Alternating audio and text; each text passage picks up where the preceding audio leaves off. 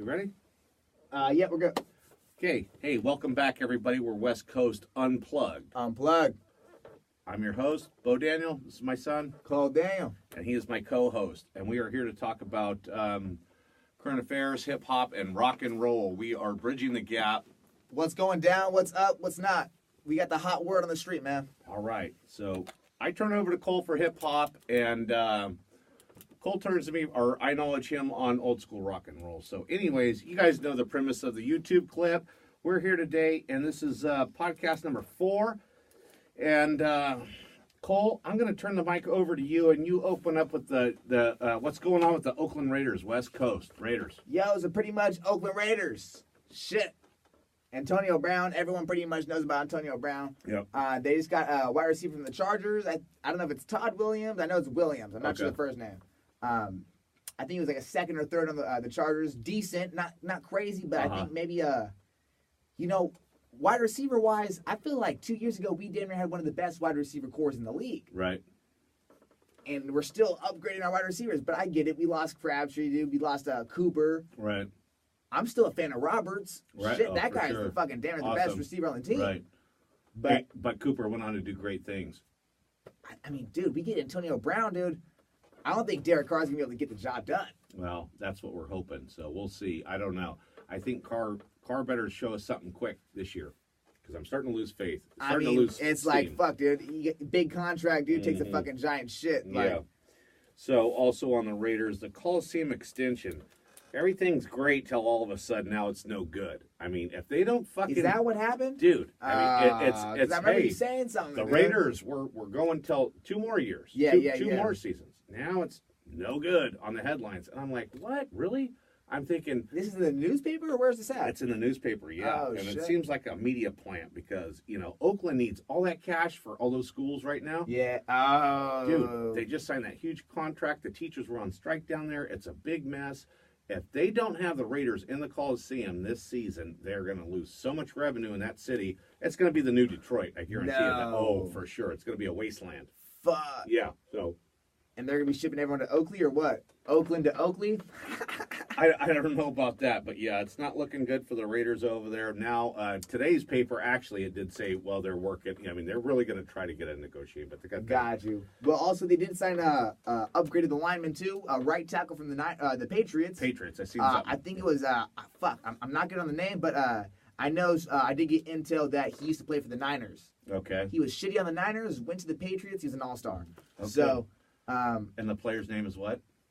I have no idea. Right. Good research. Okay, so moving on.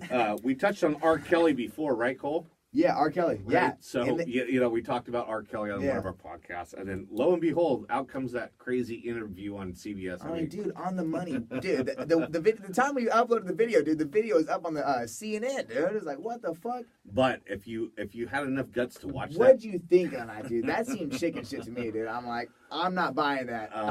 He's the new OJ, dude. I mean, he is so guilty, and he's going to go cry and stomp on there. And, he's got his day in court, so we'll let it go at that. But, this guy did not make himself look good by doing what he did. Yeah, I feel like, I don't know if he thought he made himself look good. Like, I don't know what his thought process was on that. He made himself look really stupid. I think, very stupid.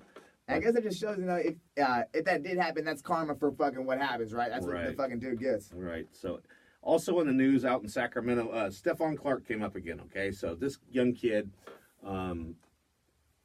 allegedly he was busting windows and stealing people's stuff out of the car. He got, jumped the fence, this and that. The cops come. He reaches in his pocket. They tell him, I'm telling all you, this is a message for all youth. I don't care what color you are, and I don't care anything about it. If you're wearing a hoodie and it's 2 o'clock in the morning and you guys are, in a bad position with police, do what they say.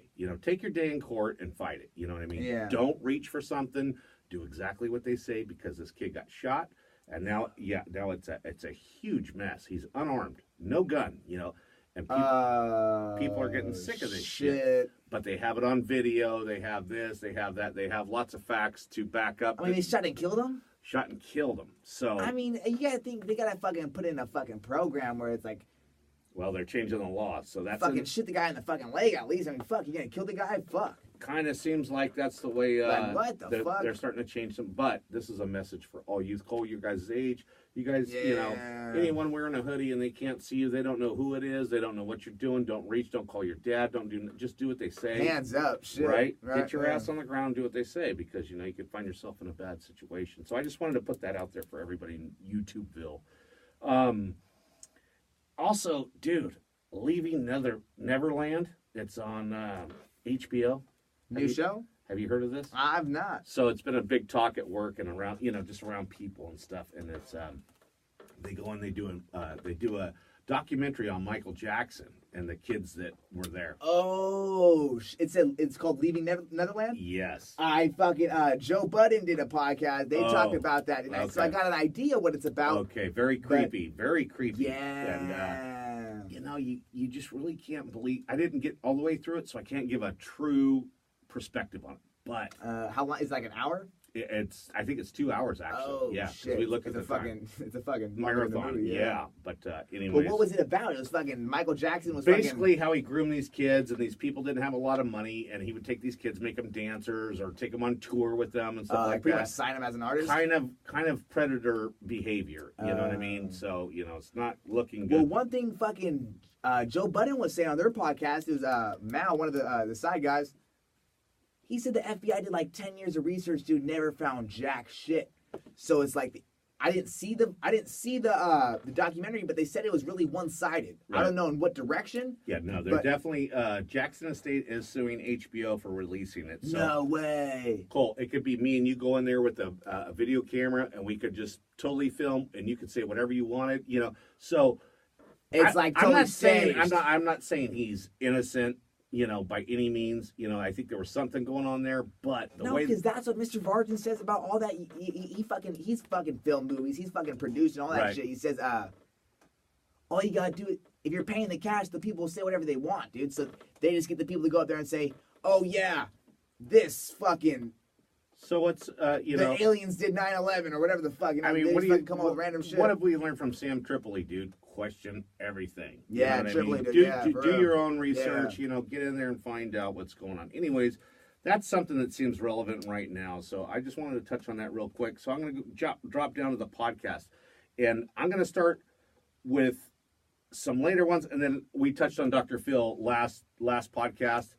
But first, I want to get to hot boxing on Mike Tyson with Uncle Joey Diaz. Oh, a fucking train wreck. I'd rather eat a bag of nails. Dude, I mean, so tell Tyson to fucking get back in the ring, dude. Horrible.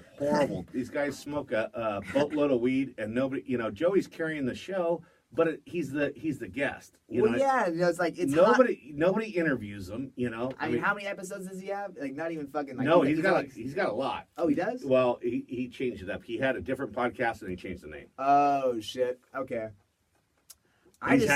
Cole. He's had great guests on there. Dude, Roseanne Barr. He's had really neat people. Yeah. And it's a shit show every time. I don't know. There's people out there that like it. Cool, well, man. I feel like he's not really a good. Like, he doesn't really host the show. You know, he's kind of. Yeah, man. Yeah, man. Right. The sidekick and is horrible. And he's just waiting for the sidekick's just fucking as stoned as Mike Tyson. So I don't recommend that. Anyways, I wanted to check. But you know, what about the Dr. Phil totally fucking started his own trend? Well, let's not move too fast. Okay, but I did read Mike Tyson's biography, and it is great. It's one of my top 20. So if you guys ever see it, you guys find it in the dollar bin or something like that, grab it. Great book. Man. Great book. Awesome book. All the way through. And so anyways, let's get back to Dr. Phil, right? Comes on Joe Rogan. I'm thinking, you know, we touched on this last time. Now I'm putting together the dots. And the dots are, he comes out the next week with Alex Jones and he wants to fix him. Says his fucking head's fried. I mean, how much money did fucking Phil throw down for that? But it doesn't matter. It's almost like he went on Rogan to get everybody to know he had a podcast, and then he gets Alex Jones. I mean, it's like, dude, that guy's an asshole. I've called it since day one. He's a fucking asshole. anyone that watches that, go for it. But they don't even have it up. I looked for it because I wanted to. Dr. Phil? Yeah, I wanted to hear it. So I'm not going to. Oh, it's like fucking. It's fucking against government. And They're trying to shut Alex Jones down, and they got a big name like Dr. Phil bringing him up. Maybe that like, could be. What the fuck is that? That They're like, could be. Dr. Phil, dude, you're done. Could be, but it was a total numbers grab. Well, I got something, dude. I mean, you look at the longevity of some of these TV hosts. Mm-hmm. Is it a career at this point where they hold this position and they're just so good? I mean, Steve Harvey, Oprah, No. Dr. Phil. Dr. Phil started on Oprah. Oz. No way. Yeah, started on Oprah. Oh shit. That he's playing ball with the big leagues. So whatever he's doing, but it's like, why have a podcast? I mean, you're making, you're Ellen. Dude, we got to get on Ellen. Ellen, if you're watching this, we want to get on your podcast. Word. Hey. So, anyways, this guy is a total asshole, and he's a total publicity dude, I think, you know, and I don't buy it. I never bought into his shit. I think he exploits people. We touched on that before, but anyways, don't bother looking for Alex Jones on Dr. Phil. I don't recommend it. Let Joe Rogan do the interview with Alex Jones. That's where the shit's at, right? Yeah. Rogan's an OG. And then also, I wanted to talk about Lennox Lewis. He's a three-time heavyweight champion, beat Mike Tyson in the fight and all this. Oh, shit. Yeah. But he came on Rogan, and he brought some guy on there with him. It was like his friend, and he was a friend of Rogan. And the friend was super annoying, and all he did was like chime in the whole time and like cut everybody off, and it was embarrassing. It was bad. It was bad. Now here's a great guest that Rogan could have rolled 3 hours with, dude, dropping knowledge. Rogan knows all the knowledge, and they bring some stupid ass, smart ass nobody on there that wants to be popular and funny and cute and say quirky things. Give me a fucking break. Cut him off. Man. So that is our podcast review for the week. Yeah. Oh, and then Uncle Joey did talk on the church. We did there was a fellow comedian that had killed himself. And shit. Joey hasn't said nothing about it, and then he waited a couple weeks, and he was real classy about it. He said, "Hey, listen, I don't do this podcast to drag, dead memories in here on a Monday morning, make you guys feel like shit. That's why I haven't said nothing. I respect the guy. I know the guy. He loves the guy, and he went very good podcast. So the church is always number one. Joey's always great. So cool. Anyways, and then also coming out is The Dirt on Netflix. That's going to be pretty good. The Dirt. Now, what is that about? I didn't hear shit about that. Good book. Read it. It's about Motley Crue.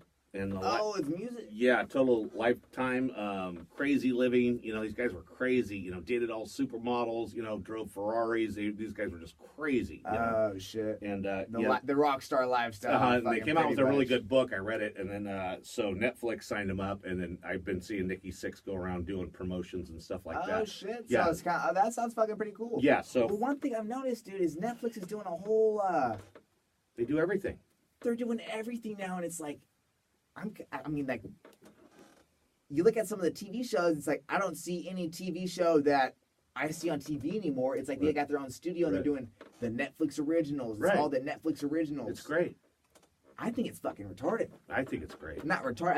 I think it's terrible. I think they're all shot the same. They're all same shit, different toilet. It's all the fucking same, different actors, same kind of this couple likes each other, and it's a fantasy heartbreak. You then don't they go through the up, and then you already know what's coming. It's like you've seen too many of them. It's like I can predict the shows before I even fucking watch it. Bill Burr did comment on that. That was a great thing. And also, I was going to touch on two things. For YouTube people at home, if you like to watch little clips and videos and stuff like that, Frankenstein's Laboratory is super good. That's the guy that do the reaction for the stand-up comedy. Oh, shit. You were telling me those guys are killer. That's good stuff. So that, and then also I like watching Fresh Out, too, on YouTube. Fresh Out, That's the Big Kirk? That Big Herc, man. Yeah. And hyphy bars. He makes fucking, they say there's nothing to eat in the fucking shit, so they make their own fucking protein shits and just fucking work out or whatever the fuck. Big weightlifters, but gives you knowledge on how it is to be locked up, and he's not promoting violence. He seems like a really good guy. He's dropping knowledge. Rehabilitated, and he's doing good. And so, big shout out to Big Herc on Fresh Out. Killer YouTube videos, so if you guys are looking for something to watch, try him. And then, so let's get down, Cole, to the real deal. Yeah. We're all here to talk about, and that is 2 Chainz versus Seattle Scene. Go ahead, 2 Chainz. All right, pretty much. 2 Chainz. He just recently dropped Rapper Go to the League. And honestly, I give it well, I've listened to it a lot. So it's like almost like when I first listened to it, dude, 10 out of 10 on spot. Second time I listened to it, 9 out of 10. Third time, 8. Each time, I don't know if I'm finding stuff that's wrong with it, or just my music library's been kind of dry recently. I don't have a lot of fresh new tunes. Yeah, my tunes are dry, so I might have just overplayed it, you know. But 2 Chainz is a guy, dude. He's like the only rapper in the game, pretty much, to have a legit college degree. But D1 at Stanford. Yeah. I mean, Stanford, dude, this guy sold cocaine in high school. Right. He was talking about on interviews. Sold cocaine in high school, got locked up for that, and his teachers were the ones that pretty much got him the scholarship because, I mean, shit, he grew up in, I'm not sure where he grew up in. I want to say California. I think it was Georgia. Georgia. You might be right. And pretty much got the right to Stanford. And after that, rap music. The album Rapper Go to the League pretty much was he could have been a basketball player or done rap music. The obvious choice is rap music, but he did basketball, but he did rap. Right. And look at this guy. This guy's at the top of the charts, dude. Okay. He's done it. So you know he's got big talent, big all-star. But you know, just looking when I played East County football, I used to listen to his like one of his first albums, dude. It was 2 Chainz. He was cool, dude. Right. Birthday. All I want for my birthday is a big booty bitch. Okay. The song I'm pimping. My song I made. I did a 2 Chainz remix. Okay. Dun, dun, dun, oh, dun, okay. dun. Okay. 2 Chainz. I did yell. So connecting the dots. Yeah. I mean, he's a big influence on my rap career. Cool. You know, as a parent, Cole, though, I got to ask you, if this kid has, you know, a college education, is doing pretty good in basketball, I would shit if you gave that up for rapping. I would be, seriously, I would seriously be, you know, scared. You know, I'd be like, you know, did I teach you nothing? You know what I mean? Yeah. So that's what piqued my interest when you kind of mentioned Got you. Okay. And I think it was actually Virginia State that he got into. And then he got in trouble and he had to move or something like that. I did a little research on, not much, but, you know, when you were telling me about it, I thought, man, this guy's, you know, playing basketball for college. He got out of trouble. You know, I mean, yeah. You know, it's just like, man, as a parent, you would always want your kid to go the education route instead of, you know, I mean, we find we find in hip hop, you know, there's violence, there's prison time, you know, there's just multiple problems. So, you know, I don't know why that is and why people like him more. Well, check it out. That's like Steve Jobs when he dropped out. Okay. It's like it just adds that much more to the success. Okay. I could have played in the NBA, but I'm so good at my rap music. I'm doing this. Right. And the thing about 2 Chainz was he sold so much. I'm not sure what he sold, but weed, cocaine. He got locked up for cocaine. You know, so many drugs. He already had a house. He already had a fucking tour van. I told you he has that Mercedes van that's fucking just pimped out, dude. Right. He got his dog in there, right. Own a laptop and everything, dude. Okay. He already had cars. He already has kids. He's not really a kid. I mean, when he came into the game, definitely, but this guy is very well off just by selling drugs. So now he's got this record label deal with Def Jam. Shit, that's all you need. That's all those guys do. Jay-Z did the same thing. You know, it's a different style. That's where we're bridging the gap with the hip hop because, you know, there you go. College is much better than selling drugs. I mean, you lose everything you got. You know what I mean? It's just no way to go. Yeah. So, you know, those are questions I think parents like me have and are concerned about, you know. And, you know, nobody, you know, they have their form of art, you know, and that's cool. I'm trying to understand it and learn from you. And the more I do learn, the more I do understand it and the more I enjoy it. Yeah. But, you know, you got to kind of slowly take that wall down brick by brick and, you know, desensitize to, you know, a lot of this shit because sometimes it's just like, you know, I mean. I don't know. That's a little too oldie for me, Dan. I think, honestly, well, for sure. You're coming from I'm telling you as a. You look at social media, dude. I mean, 2 Chainz is a fucking all-star. I'm talking like fucking, he's doing fucking photo shoots with Drake. He's doing the only person who didn't get, like, it's on his bucket list, he said he wanted Jay-Z to be on the album, and Jay-Z said no. Wow. And Jay-Z's done artists with Kanye, Gotti, he's done with multiple people. Turned him down, huh? And 2 Chainz is like, what the fuck, dude? Like, rap, that would probably make that album, he said, nomination for one of the best albums of the year. Okay. I mean, it's a good album. It's a good album. So it's a strong arm situation. He knew he might catapult. Jay-Z said, next one, bro. Okay. Maybe next one. Like, walk on home, boy. Damn. Okay, so I am going to hit the Seattle scene. Do you know anything about the Seattle scene? 1990s? Well, 90s? Besides Frank Beatty over there and the Seattle Seahawks, number 63, shit, I ain't got shit. Okay. But I know new age hip-hop, this guy claims that he's the only rapper to make it out of Seattle.